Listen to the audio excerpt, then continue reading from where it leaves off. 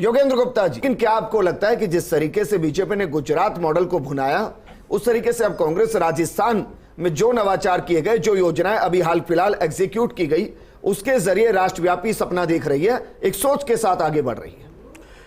देखिए विजेंद्र जी, 2017 में जब चुनाव हुए थे और कांग्रेस को जब 77 सीटें मिली थी और भारतीय जनता पार्टी को 99 पर उन्होंने रोक दिया था, एक आप उसको दृष्टिगत रखिए। उसके बाद जो पिछले एक महीने में घटनाक्रम हुआ उसको दृष्टिगत रखिए। फिर कांग्रेस की जो शासन में राजस्थान की हालत है उसको आप दृष्टिगत रखिए। और उसके बाद अशोक गहलोत जब गुजरात जा रहे हैं और वहाँ पे जो कह रहे हैं उसका क्या इम्पैक्ट होगा, जो विरोधी दल हैं भारतीय जनता पार्टी और आम आदमी पार्टी उसको किस तरीके से उठाएंगे, इसको दृष्टिगत रखिए। जब आप इन सबको मिलाएंगे तो आपको पता लगेगा कि क्या राजस्थान के जादूगर का जादू गुजरात में चलेगा या इस बार फेल होगा।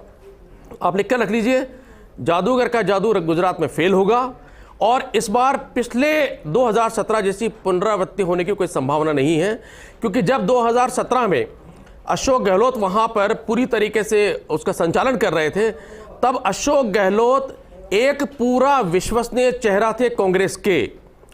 यह माना जाता था कि ये बहुत बड़े चाणक्य हैं और कांग्रेस के प्रति इनकी निष्ठा पर कोई शक नहीं कर सकता। लेकिन एक महीने पहले जो घटनाक्रम हुआ है वो छिन्न भिन्न हो गया और उस छिन्न भिन्न को जो दूसरी पार्टियां हैं, प्रधानमंत्री मोदी के उस बयान को किस तरीके से ले रहे हैं कि साइलेंटली कांग्रेस से जमीन पर काम कर रही है, गांव में काम कर रही है?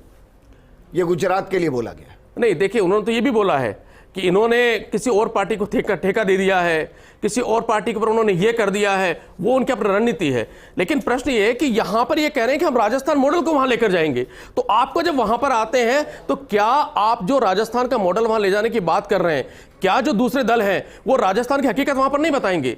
जो कांग्रेस के प्रवक्ता खुद स्वीकार कर रहे हैं कि हां हम अपराध में नंबर 1 है, महिला अत्याचार पे नंबर 1 है, बेरोजगारी पर नंबर 2 है। अगर आप बात करते हैं स्वास्थ्य की, तो स्वास्थ्य की हालत तो ये कि अगर आप यहां पे इनके जो स्वास्थ्य केंद्र है वहां पर चले जाएंगे तो बेसिकली टेटनेस जैसा तक का इंजेक्शन वहां पर उपलब्ध नहीं है। देखिए, अगर आप शिक्षा, स्वास्थ्य, बाकी चीजों की बात करेंगे तो फिर आपको एक चीज और नोट करनी होगी कि पिछली दफा के चुनाव में आम आदमी पार्टी को 1% से कम वोट मिला था। इस बार आम आदमी पार्टी वहां पूरी ताकत से मौजूद है और आम आदमी पार्टी का जो शिक्षा का मॉडल है, जो स्वास्थ्य का मॉडल है, वो मॉडल का डंका पूरी दुनिया में बज रहा है और वो दुनिया में नवाजा जा रहा है।